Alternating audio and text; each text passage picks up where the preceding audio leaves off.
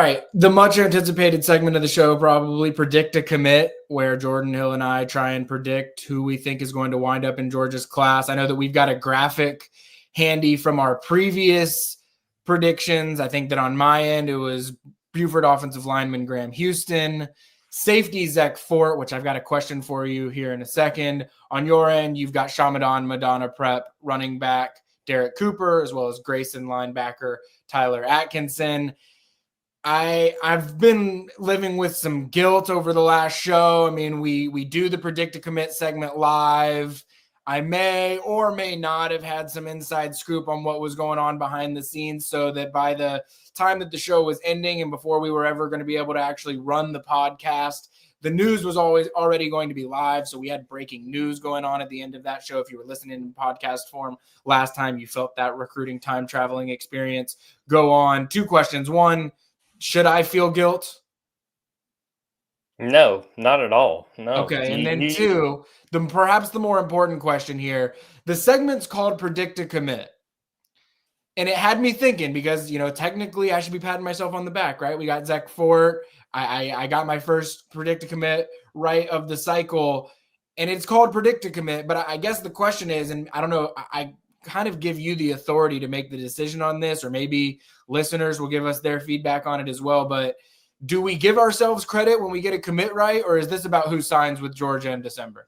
I think we stick with the name because I like Predict a Commit, and I think it even plays into just how crazy this could wind up being. I mean, just how recruiting goes, because I guarantee you, Ben, I'm not going to get very many in this game. If a guy flips, hey, I still said he was going to – I didn't say he was going to sign with Georgia. I said he was going to commit to Georgia. So, no, I say it's just Predict a Commit. It rolls off the tongue. I like it. I think we stick with that. All right, good. So because that way now I can officially give myself a pat on the back. That is by no way me suggesting that I'm not expecting Zach Fort to sign with Georgia in December. Just saying, crazier things have happened. You never know how this goes. So without further ado, let's dive into our Predict a Commit for this episode. I'm actually going to start this time around, and I'm going to go with a position group that we've talked about, and I think that they are going to shoot for the stars at. And you've already taken one of those stars in your class. But I just think that this is someone in-state. Georgia offered, had a really great junior season.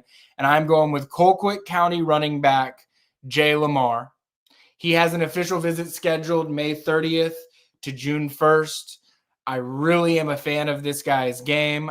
Another person that I am going to see at the Under Armour Atlanta camp in Carrollton on Sunday.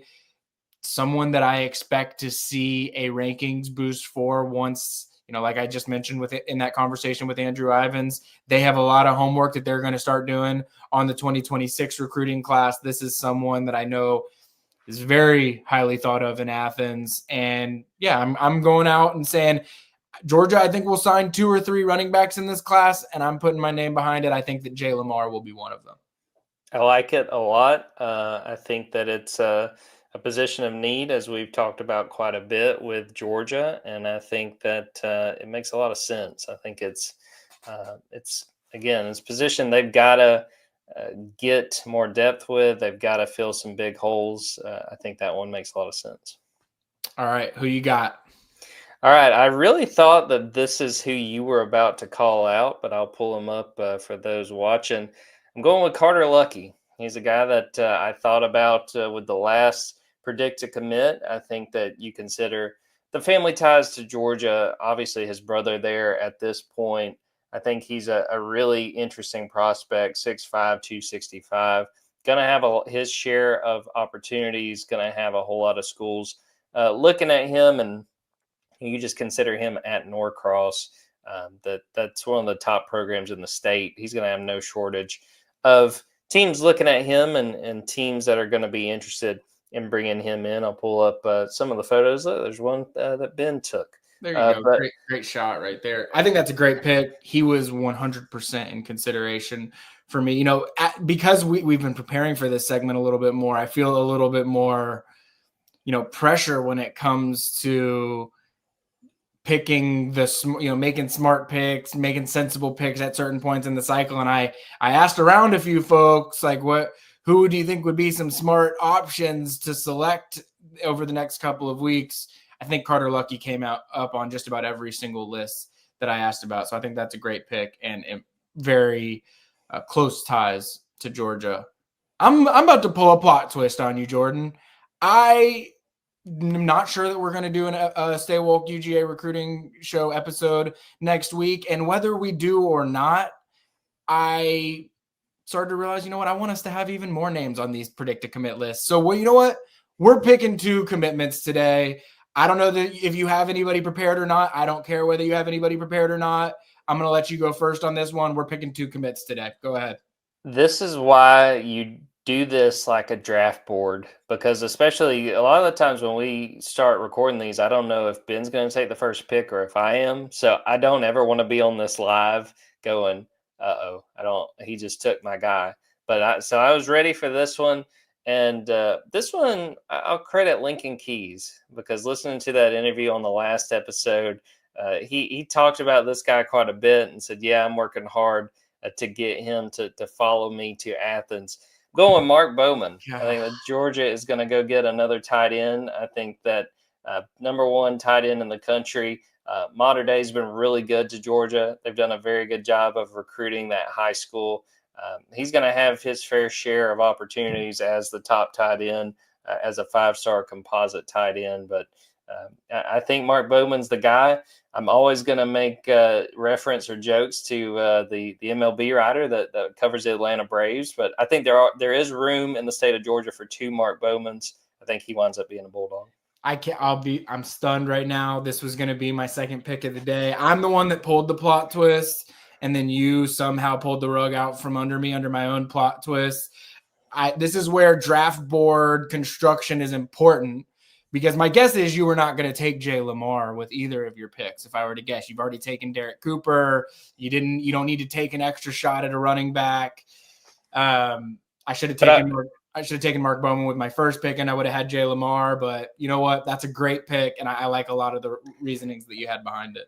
And the funny thing is, I picked Carter Lucky first because I was like, Ben very well may pick Carter Lucky. So I thought there was a chance Mark Bowman might be on your board, but I was like, Carter, if I don't get him, he may not be around by the time I get another pick. I thought with the reclassification, I might have a few more episodes before I was going to have to pick Mark Bowman. But you got to get up pretty early to get one over on old Jordan Hill. Yeah, I sure do.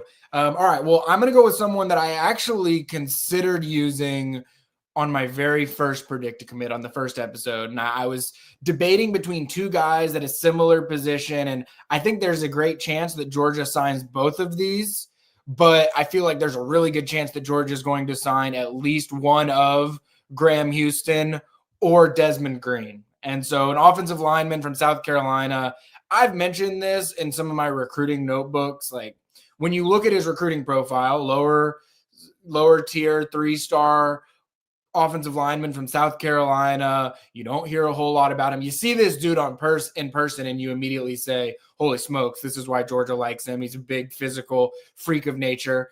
I know, really dating back to last spring game for the G-Day is when he really got on my radar as someone that I thought there was serious mutual interest with between Georgia and Desmond Green. As of right now, he only has, when I was talking to him and his dad earlier this week, he had one official visit scheduled, and it was to Georgia May 30th to July 1st, or May 30th to June 1st. May 30th to July 1st would be one hell of an official visit. But I'm gonna go ahead and put in my crystal ball if that's you're officially visiting for a month and a half. I think that you're going there, but that first weekend of June, he's going to be there. Another guy, you brought up Carter Lucky. Those are 2 guys that are going to actually, now that I think about it, Carter Lucky, Jay Lamar, and Desmond Green, all 3 that May 30th to June 1st official visit weekend, things that make you say, a little bit, makes you say, a little bit. But I really like Desmond Green. I think that he is going to shoot up in the rankings. I don't think it matters whether he does or not. I know that Georgia loves this guy,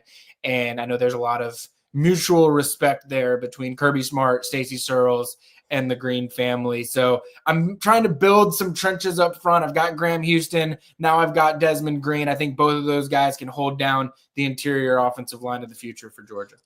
Ben, I hate to pat you on the back so much, but I had 3 names for the predict to commit just to be ready. Carter Lucky, Mark Bowman, Desmond Green was the third guy I had. So I was loaded up. So that makes me feel better because the expert had him on the list. He was the other option if one of my other guys got sniped. Well, that just goes to show I got, I'm glad I've got Jay Lamar on my team. Let's put it that way. But I feel like I maybe could have gotten some more value at him. I make the rules, so I could have picked first next episode. I probably could have just gotten him next episode, but neither here nor there. Great picks from you. Carter Lucky and Mark Bowman would not shock me whatsoever if both of those two guys are in Georgia's class. In fact, just tipping to the end of the month when I think my first mock class will come out, I think that both of those predicted commits that you just had will be in my class as well. So I think we might go 4 for 4 in the first mock class 1.0 of guys that we just picked in this episode for the predicted commit segment.